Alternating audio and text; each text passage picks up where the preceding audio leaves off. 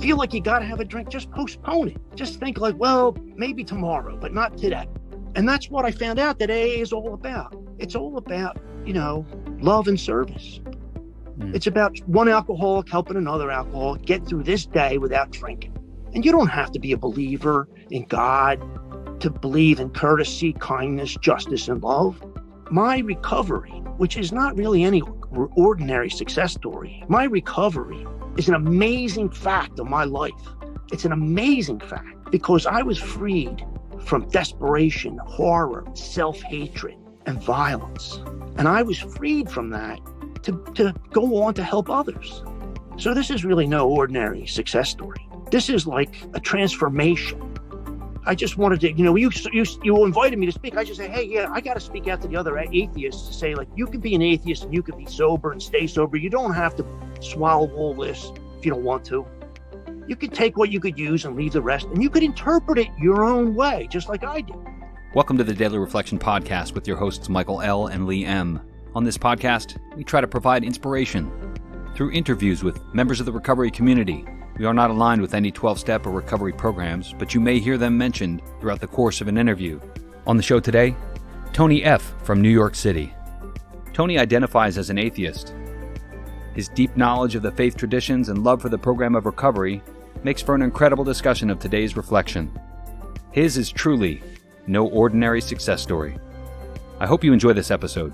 Good morning. It is February 26th. How are you doing this morning, Mike? Oh, I'm doing great, Lee. It's great to see you again. Great to see you too. So who do we have here with us today? Well, we've got Tony S. I met Tony at a meeting. No, it's F. Tony F. Tony F. Okay, thank you. We'll start over. Thanks. Good morning. It's February 26th. How are you doing this morning, Mike? I'm doing great, Lee. It's good to see you. How are you doing? I'm doing great. Who do we have with us here this morning? Well, we've got Tony F. I met Tony at a meeting last month, and he just shared a powerful message, and I thought it would be good to have him on. Tony, welcome to the podcast. Thank you. Thanks for having me. Yeah, it's great to have you on the show. So we start the podcast the same way each day with the guest reading the daily reflection for today. Tony, would you get us started? Sure. No ordinary success story. AA is no success story in the ordinary sense of the word. It is a story of suffering transmuted under grace into spiritual progress, as Bill sees it, page 35. Upon entering AA, I listened to others talk about the reality of their drinking, loneliness, terror, and pain. As I listened further, I soon heard a description of a very different kind, the reality of sobriety. It is a reality of freedom and happiness, of purpose and direction, and of serenity and peace with God, ourselves, and others. By attending meetings, I am reintroduced to that reality over and over. I see it in the eyes and hear it in the voices of those around me.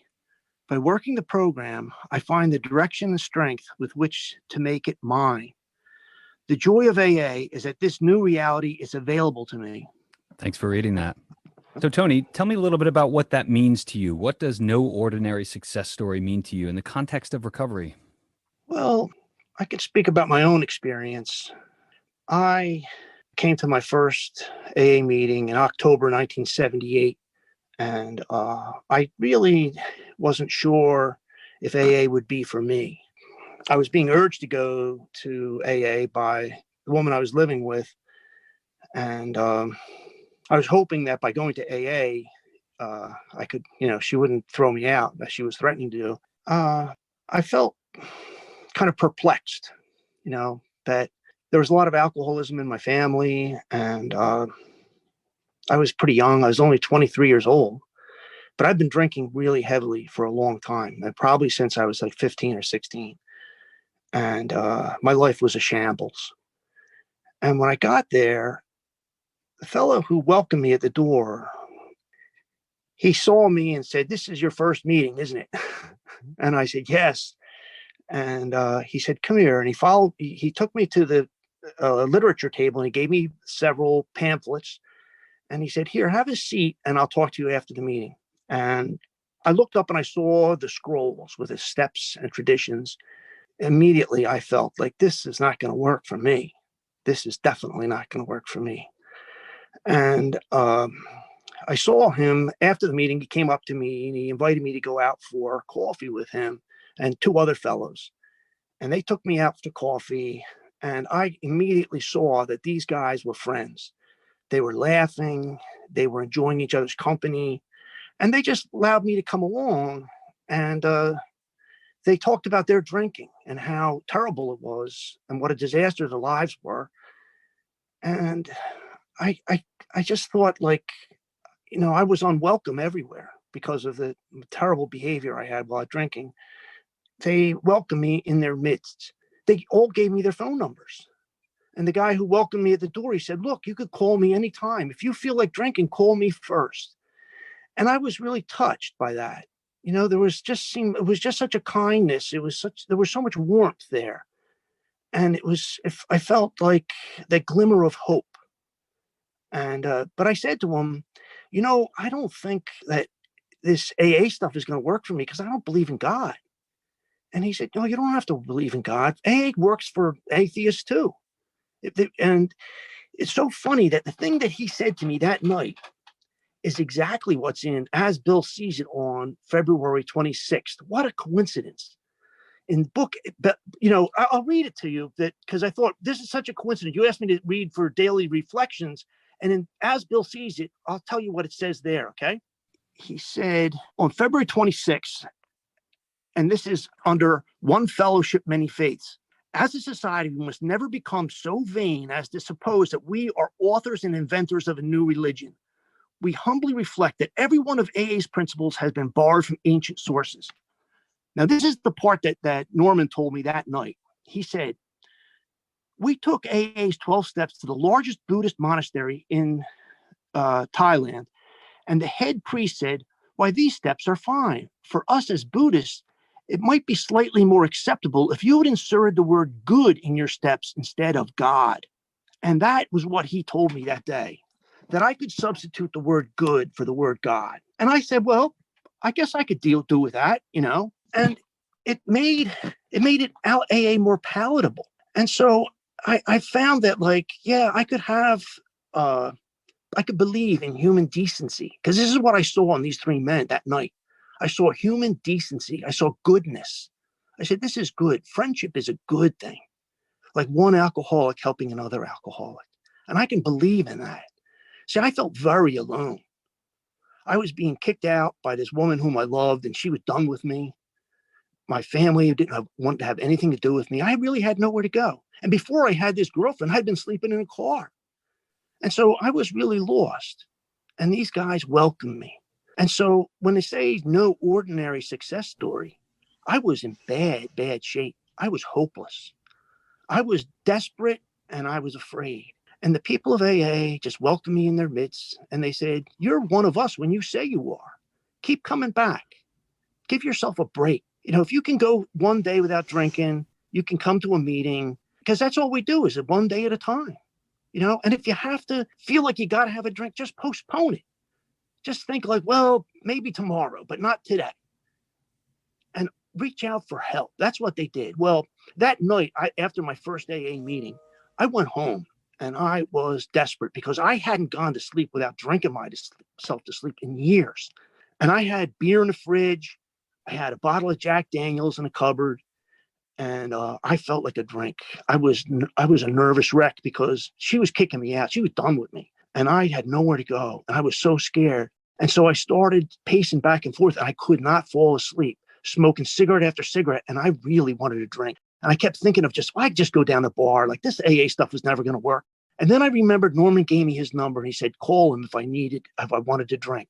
So that very first night, I reached out and I called him at 1:30 in the morning. I called him. He answered. I said, it's me, Tony. We met at the AA meeting tonight. And he kept me on the phone. Now, in Philadelphia at that time, bars closed at 2 a.m. And he kept me on the phone from 1:30 to 2 o'clock in the morning. Now, I'm a man that he had never met before, ever. He didn't know me at all. But he kept me on the phone for a half hour. And then he said, oh, look, it's 2 o'clock. The bar is closed. And I had booze in my house, but I didn't. What I knew was this guy cared. It was important to him that I didn't drink. And I just felt that warmth of love. And that's what I found out that AA is all about. It's all about, love and service. It's about one alcoholic helping another alcoholic get through this day without drinking. And I found out, you don't have to be a believer. You could be an atheist and you could get sober and stay sober, and you could find a power greater than yourself.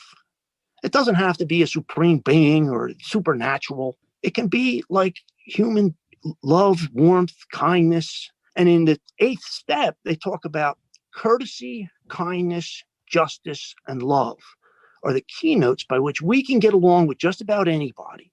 And you don't have to be a believer in God to believe in courtesy, kindness, justice, and love. I was so happy to find that AA in New York has a bunch of atheist meetings, that I wasn't the only atheist in AA.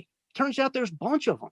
And I felt like, I can tolerate, because one another thing he said to me later at another meeting, he said, your problem is you're intolerant. I didn't think of myself as intolerant, but he was right. I didn't want to hear anybody else talk about God or prayer or any of that stuff. And I learned that by calming myself down and tolerating other people, I was gaining inner peace. And I found that, yes, this is no ordinary success story. This is the discovery of inner peace and acceptance. I accepted I'm an alcoholic, that I can't afford to drink. But I also accepted that I can't stop drinking on my own, that I need, the help of other alcoholics, and I need these principles. Now, AA has these 12 steps, and each one is guided by a spiritual principle. And it's honesty. You got to get honest for the first step. You just got to get honest. And I heard a guy the other day say, the first step is GOD, gift of desperation. I got that, And the second step is hope. And he said, it's GOD, group of drunks. And something, those guys that I met that night, they gave me hope, because I was hopeless, and they gave me hope. And they were just a group of drunks. I mean, they talked about getting blacked out, getting in bar fights, smashing up their cars, getting fired, getting broken up with, And I said, yeah, these are drunks just like me. But these guys were sober. They weren't drinking. So they gave me hope. If they could do it, I could do it too. And then he said the third step, GOD, good orderly direction. And I said, yeah, I could do that. I could do that. It's simple. It's simple. And he said, yeah, the last words of Dr. Bob, the co-founder of AA, he said, trust God, clean house, help others. So when I say GOD, I think of good orderly direction, clean house. I got to talk about what's really bothering me and what really makes me ashamed of myself. There's a lot wrong with me, more wrong with me than just drinking. I had a lot of shame about not only just the things I did drinking, but the things I did before I was drinking. I had to really clean house and then help others. And that was another great thing that those guys that I met taught me. They said that, I said, how am I ever going to repay you guys for being so nice to me? And they said, you don't have to repay us. You got to pass it on. And that's how we stay sober. Somebody helped us, and then we pass it on to you. And now you pass it on to somebody else. And the guy said, you've been sober 6 months. It's time for you to chair a meeting at a detox.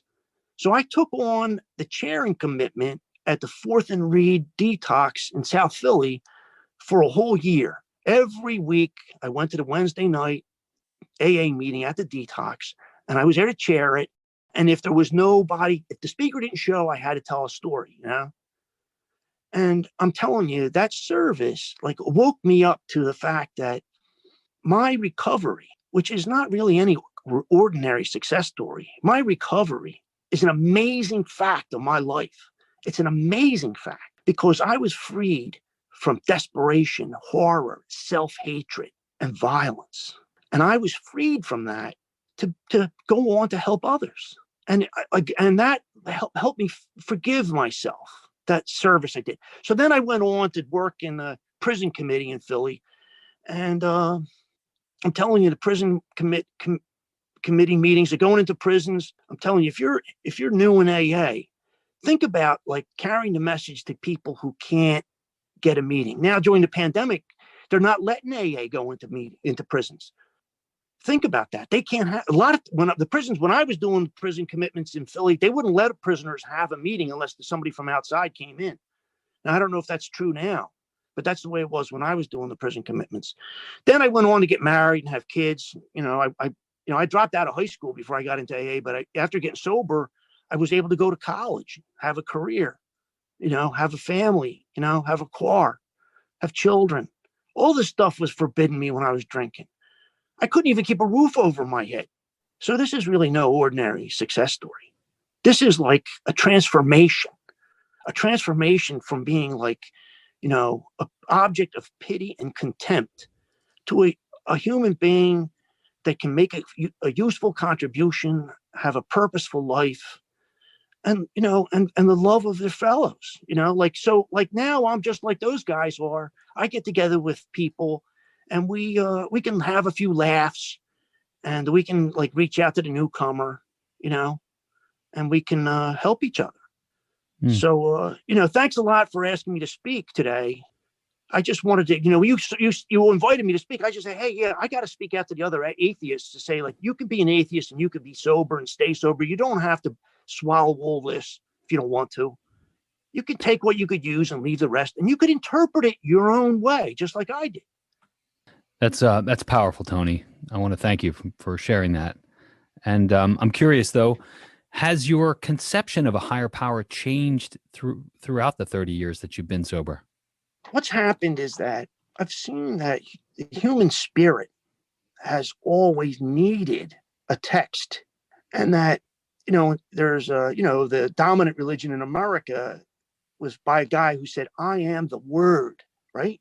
Mm-hmm. And I see a concurrence between prayer, poetry, and song. All these three, they are conceived as a way to lift a person's spirit or to share a feeling. And so I memorized prayer, I memorized song, and I memorized poetry as a way to lift my spirit, to feel like the expansiveness, the exaltation of feeling. See, that's why I drank and took drugs. I wanted to feel exalted. I was trying to find that like a spiritual experience, but it was fleeting. The problem with drugs and alcohol is they wear off. The great thing about AA, it doesn't wear off. It's always there. It's not going away, and don't cost nothing. You don't have any money, that's fine. Keep coming back. But yeah, my conception has changed, and it has expanded beyond anything I expected to, because I see this concept of magnificence, the magnificence of the human spirit in everyone I meet. There's a Jewish saying that if you kill a man, you kill a whole world. But if you save a man, you save a whole world. And I think that every person is like an unexplored world. And the more you get to know somebody, the more magnificent you see that they are. And very often people don't know their own magnificence. But if you really get to know somebody, you'll find out that people are a complicated business. You know somebody for 20 years and they're still going to surprise you, and that there's always more to discover. So my conception of a higher power has changed, it's that like I find it in others, and I find it in people who are willing to serve, people who are willing to be kind, to be gentle, to be tender, people who are willing to take a risk, expose themselves, Tell me a little bit about how an atheist grasps and leverages prayer. Well, let me say that words are important. The human being is the one animal can talk themselves into problems. But the good news is that you could talk yourself out of problems, right? And I don't think prayer changes the outer environment, but it certainly changes the inner environment. And that's really what I'm interested in, is how does prayer change my inner environment? Now, for instance, I have memorized many prayers. I memorize prayers because I'm interested in words. I'm interested in poetry. I'm interested in songs. And prayers are texts which capture an intention. Intentions are very important.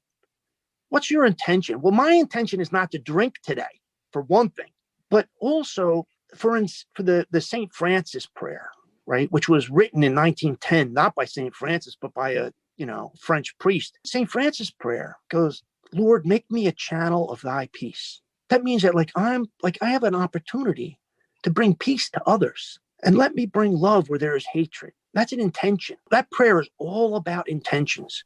And where there is wrong, let me bring forgiveness. where there is conflict, let me bring, harmony. It's just so beautiful. But I think that like by reciting that to myself, by reciting this, I bring to mind what it means to hold an intention. Like what kind of life do you want to live? What kind of effect you want to have on other people? And so that's what I do is that, like, yes, I use prayer because prayers capture a spirit, an intention, a desire. What do you want? I think that the Lord's Prayer is beautiful. It's a beautiful prayer. And matter of fact, I heard a rabbi once say that every line of the Lord's Prayer is in accord with Jewish teaching. So it's not surprising that it was being taught by a Jewish man. And I think that every religion has its beautiful texts, and we do well to memorize them. We do very well. The one thing I would like to point out to my listeners is that there is a great Hindu scholar or Indian scholar. His name was Eknath Warren, and he wrote a translation of the second chapter of the Bhagavad Gita. And let me tell you, that is a beautiful, beautiful prayer. It's not a prayer, it's a text. Let's call it a text. And you do well to read that. An atheist can have prayers. Who says an atheist can't have prayers? We hold intentions, all of us. And if you don't examine those intentions, you're in trouble. There was a guy who really helped me a lot. He was a Catholic priest, but he was no longer in the priesthood. And he went to the Center City group in Philadelphia. His father, Tim, he's dead now, many years. I told him, I'm an atheist. I don't believe in God, And he said, everybody believes in something. And you can tell what somebody believes by watching what they do, And he said, really, people worship, and they don't even know they're worshiping. People worship the almighty dollar. They worship youth. They worship sex. They worship prestige, power. What are you worshiping? And I had to really examine myself because I needed to, because what I worshiped were motorcycles, money, pretty women. I was selfish to the bone when I came into AA. And it's been my, fate to be have to really think about what do I want and what kind of person do I want to be? And so that's why the fourth step is so necessary to recovery. You must examine yourself. You must. And you must examine yourself for those intentions, for those harms that you've done others. Because if you go around harming other people, you're not going to be able to stay sober because you're not going to be able to respect yourself. Because so sobriety requires self-respect. And to get to self-respect, the steps will really help you. But, AA does not have a corner on, getting sober. There's a lot of other ways to get sober. And there was an article in the Grapevine, an interview by Dr. George Valent, who was a non-alcoholic trustee. And it was in the May 2000 issue of the Grapevine. And in that interview, he talked about spiritual pride as one of the dangers of AA, of thinking we got something, we're better than anybody else. And he said, matter of fact, more people get sober without AA than with it. And he was a world-class expert on alcoholism. That's why he was invited to be a trustee. He wrote a book. He was a professor of psychiatry at Harvard. And he said in his practice, in his 40 years studying alcoholism, he said more people get sober without AA than with it. He said, however, what people of AA got is each other. They've got a place where they can go to help an alcoholic. And that's what other people may not have, other people who stop drinking. So I'm glad to go to AA because it gives me a chance to carry this message that was given to me. Oh, that's good stuff. Sorry. Go. Yeah. And so that's why I'm here talking to you guys today.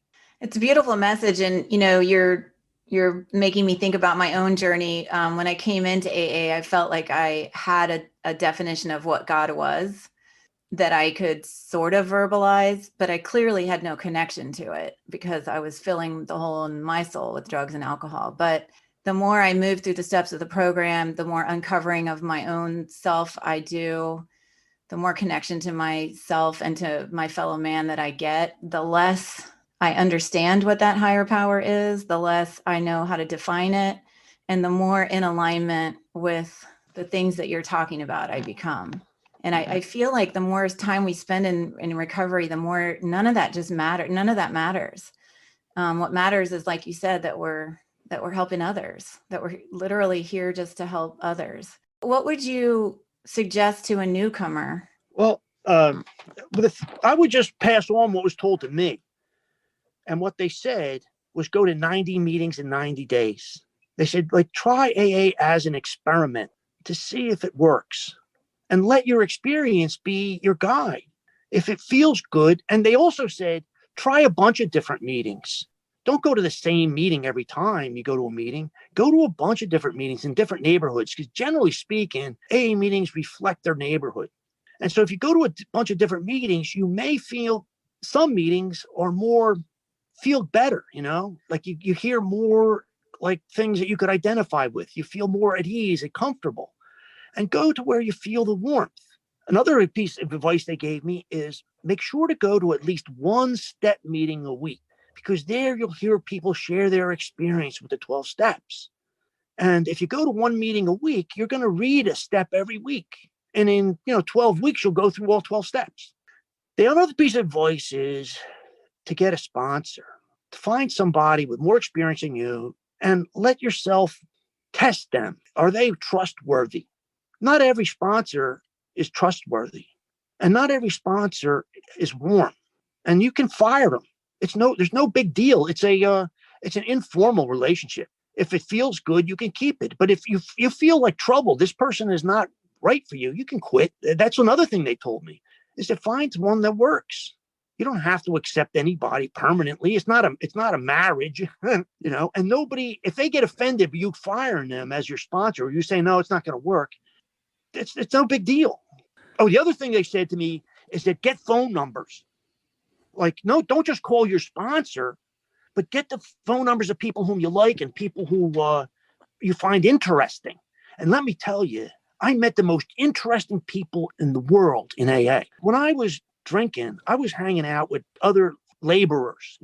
I worked as a tree surgeon, and I was digging ditches, planting trees. I was trimming branches, throwing branches through a chipper. I was hard physical labor. And those guys, they were fun guys. We had a lot of fun drinking and partying and stuff. But when I got into AA, I was hanging out with guys who were like assistant district attorney, a doctor, a psychiatrist, a concert pianist, a professional artist. These are people whom I never would have been able to hang out with. College professors. And I said, man, all people of all walks of life, tremendous stories that I heard, beautiful stories of transformation. And that comes back to that no ordinary success story. I've heard unbelievable stories of transformation. There's this one guy in Philly, Harry, who he had been homeless for 15 years. He started going to AA, and after a couple of years, he stayed sober. He became an alcoholism counselor. And after a couple of years of being an alcoholism counselor, he went back to school, got his degree, and became the director of a treatment center. That's no ordinary success story. That's a transformation. And I'm telling you, if you stay in AA long enough, you will hear stories of amazing transformation. I believe I'm one of them. I hope my story helps somebody. This is I thought it was such a coincidence that February 26th should have that story about the Buddhists, because I'm amazed at the coincidences of AA. This is the one that I've learned a couple of years ago that really blew me away. That in AA, you have the 12 steps, which are the teachings of AA. You have the fellowship, and those are the people who follow the steps. And you have the higher power. And the higher power is what guides people in AA, right? Now, in Buddhism, you have the Dharma, which is the teachings of Buddhism. And you have the Sangha, which are the people who follow the teachings. And then you have the Buddha, who guides, that inner light that guides everybody, who meditates. And like in Buddhism, you have this Eightfold Noble Path, which leads to a salvation, from a relief from suffering. And in AA, you have the 12 steps, which lead to relief from alcoholism, freedom from alcoholism. I mean, the parallels are so strong. And when I learned that, I said, boy, that's really amazing that AA rediscovered Buddhism. But maybe that's not a coincidence. One of the things that I heard was I read an interview of Bill Wilson, or Bill W., one of the founders of AA.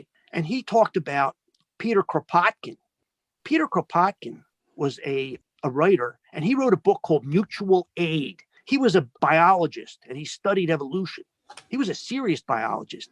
And he was a Russian, and in the late 19th century, like I think it was in the 1890s, he wrote this book, Mutual Aid. And in it, he discussed how evolution is driven more by mutual aid than it is by competition. And Peter Kropotkin was an anarchist. He also advocated anarchy. And Bill Wilson was aware of Kropotkin's writing.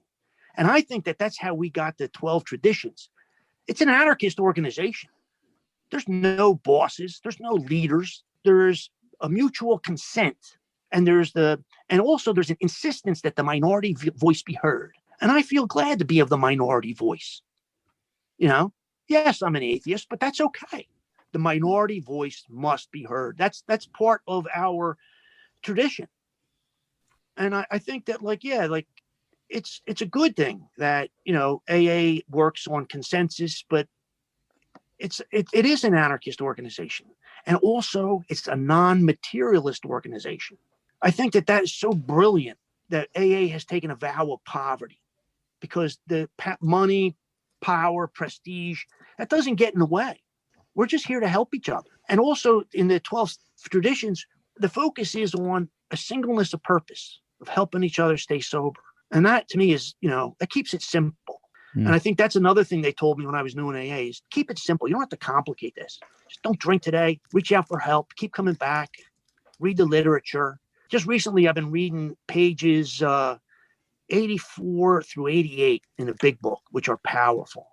And I recommend them to anybody who's a newcomer. If you can't read the whole book, which you should, you should read the whole book. But if you can't, just go to 84 to 88. I think that's really good. Where does that curiosity come from? It comes from having forgiven myself. I hated myself. I was alienated from myself. And I constantly found fault with myself and blamed myself for my predicament. And through AA, I've learned that this is not my predicament. It's the human condition. I'm just another bozo on a bus, as they say. And I am a human being, and I've forgiven myself.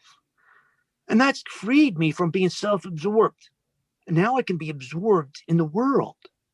And the feeling of exaltation that comes from that freedom is I can have it anytime I want. There's nothing like freedom. And when I was drinking, I wasn't free. I was being ruled by John Barleycorn. I was a slave, and I didn't even know it.